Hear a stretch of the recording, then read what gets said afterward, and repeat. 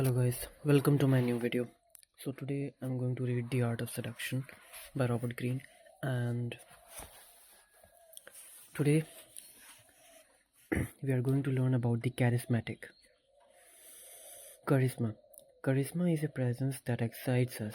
It comes from an inner quality, self-confidence, sexual energy, sense of purpose, contentment that most people lack and want. This quality radiates outward, premier, preaching the gestures of charismatics, making them seem extraordinary and superior, and making us imagine there is more to them than meets the eye. They are gods, saints, and stars. Charismatics can learn to heighten their charisma with a piercing gaze, fiery oratory, and air of mystery. They can seduce on a grand scale, learn to create the charismatic illusion, the radiating intensity while remaining detached. Charisma and seduction. Charisma is seduction on a mass level. Charismatics make crowds of people fall in love with them, then lead them along. The process of making them all in love is simple and follows a path similar to that of a one-on-one seduction. Charismatics have certain qualities. Charismatics have certain qualities and that are powerfully attractive and that make them stand out. This could be their self-belief, their boldness, their serenity. They keep the source of these qualities mysteries.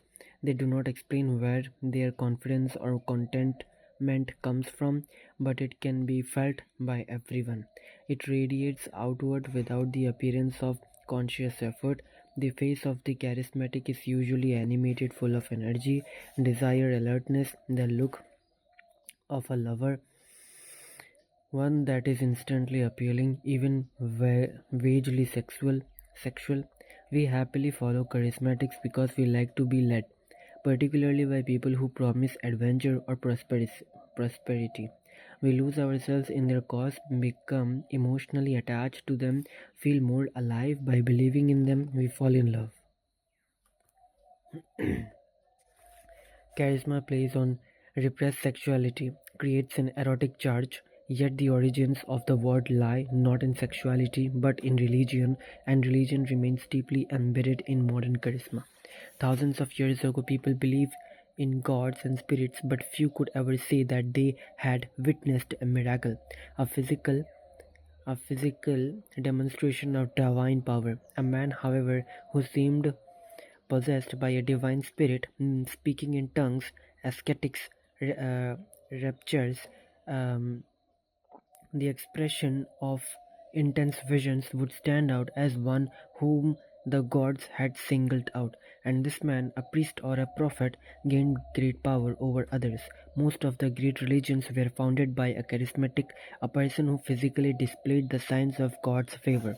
Today, anyone who has presence, who attracts attention when he or she enters a room, is said to possess charisma. But even these less exalted types reveal a trace of the quality suggested by the word's original meaning. Their charisma is mysterious and inexplicable, never obvious. They have an unusual confidence. They have a gift, often a smoothness with language that makes them stand out from the crowd. They express a vision. Charisma must seem mystical, but that does not mean you cannot learn certain tricks that will enhance the charisma you already possess, or will give you the outward appearance of it. The following are basic qualities that will help create the illusion of charisma. Okay. Oh my god. The charisma part is so long.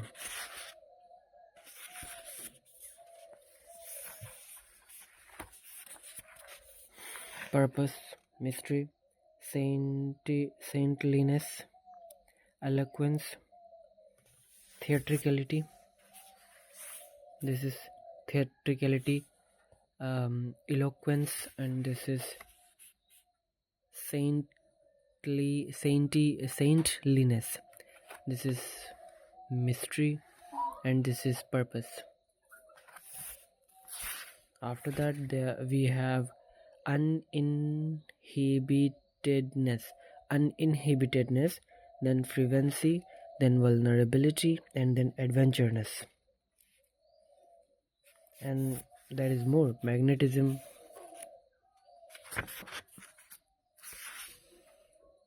Yeah, that's it. Magnetism is last. Okay, let's read. Purpose. If people believe you have a plan, if people believe you have a plan that you follow where you are going, they will follow you instinctively. The direction does not matter. Pick a cause, an ideal, a vision, and show that you will not sway from your goal. People will imagine that your confidence comes from something real.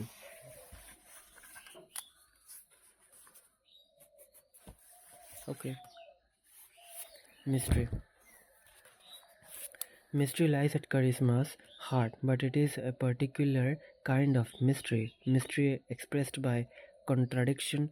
The charismatic may be both proletarian and aristocratic. Mao Zedong, both excitable and icily detached.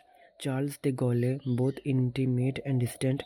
Sigmund Freud, since most people are predictable, the effect of these contradictions is devastatingly charismatic. They make you hard to fathom, add richness to your character, make people talk about you, show your mysteriousness gradually, and word will spread. You must also keep people at arm's length to keep them from figuring you out. Okay. So basically keep distance. Saintliness. Most of us must compromise constantly to survive. Saints do not. They must live out their ideals without caring about the consequences. Their saintly effect bestows charisma. Saintliness goes far beyond religion. Politicians as disparate as George Washington and Lenin won saintly reputations by living simply, despite their power, by matching their political values to their personal lives. Both men were virtually deified. Okay, after they died. The key is that you must already have some deeply held values. That part cannot be faked, at least not without risking accusations of charlatanry that will destroy your charisma in the long run. The next step is to show as simply and subtly as possible that you live what you believe.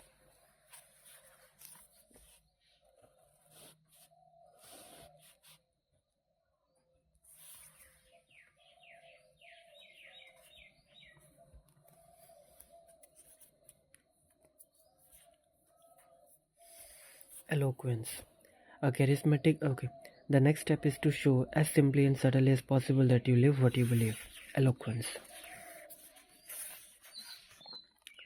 Eloquence, a charismatic relies on the power of words. The reason is simple. Words are the quickest way to create emotional disturbance.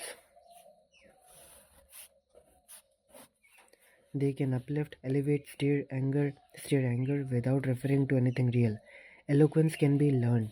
Roosevelt, a calm partisan type, was able to make himself a dynamic speaker both through his style of delivery, which was slow and hypnotic, and through his brilliant use of imagery, alliteration, and biblical rhetoric.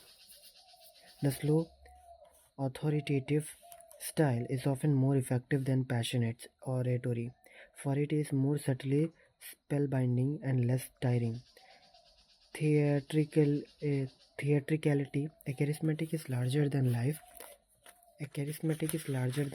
has extra presence. Actors have studied this kind of presence for centuries.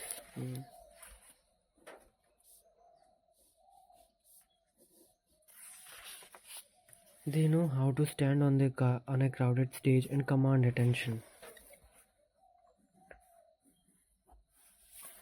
Surprisingly, it is not the actor who screams the loudest or gestures the most widely who works this magic best, but the actor who stays calm, radiating self-assurance. The effect is ruined by trying too hard. Uninhibitedness, most people are repressed and have little access to their unconscious, a problem that creates opportunities. Uninhibitedness, most people are repressed and have little access to their unconscious, a problem that creates opportunities for the charismatic. What can become a kind of screen on which others project their secret fantasies and longings. You will first have to show that you are less inhibited than your audience, that you radiate a dangerous sexuality, have no fear of death, and delightfully spontaneous. Wow.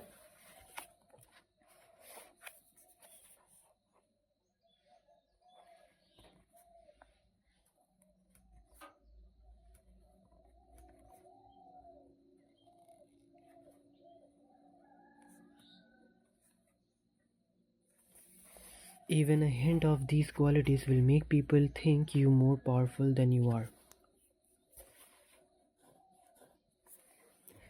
Frequency. You need to believe in something and to believe in it strongly enough for it to animate all your gestures and make your eyes light up.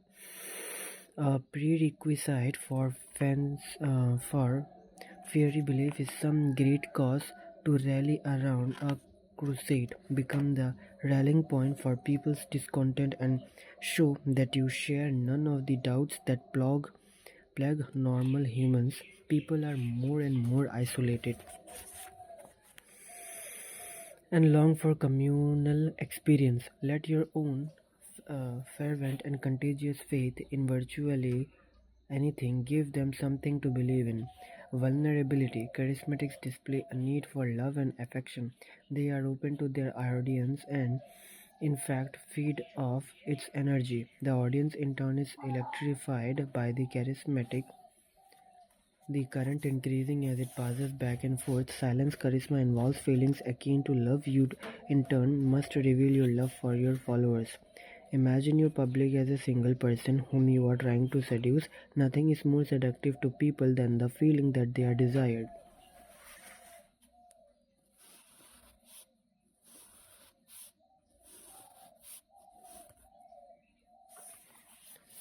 Adventureness.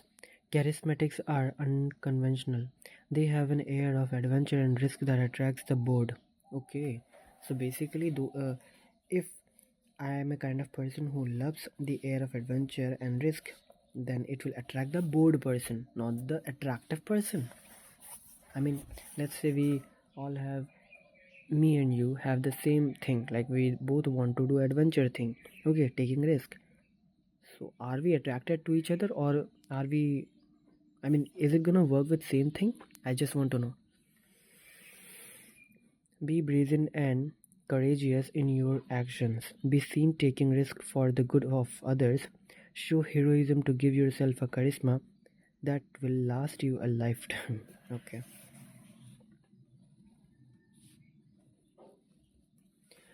Conversely, the slightest sign of cowardice or timidity will ruin whatever charisma you had. Magnetism. If any physical attribute is crucial in seduction, it is the eyes. They reveal excitement, tension, detachment without a word being spoken. The demeanor of charismatics may be poised and calm, but their eyes are magnetic.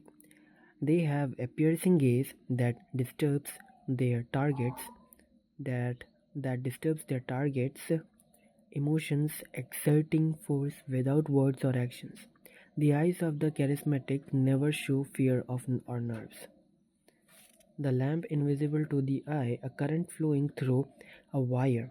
The lamp invisible to the eye, a current flowing through a wire in a glass vessel generates a heat that turns into condensance. Condensance, all we see is the glow. In the prevailing darkness, the lamp lights the way. That's it for today, guys. I'm not feeling a little bit well. I'm just tired. I think I need some rest. So there is only one thing left, which is the star. Okay, this is the only thing left, and we will cover this in the last one video, and then we will move to the next part, which is the strategies of seduction. First, we have learned the 9 types of seduction, then we will learn how you can seduce anyone using these things. So I'll see you in the next one. Till then, take care and bye bye.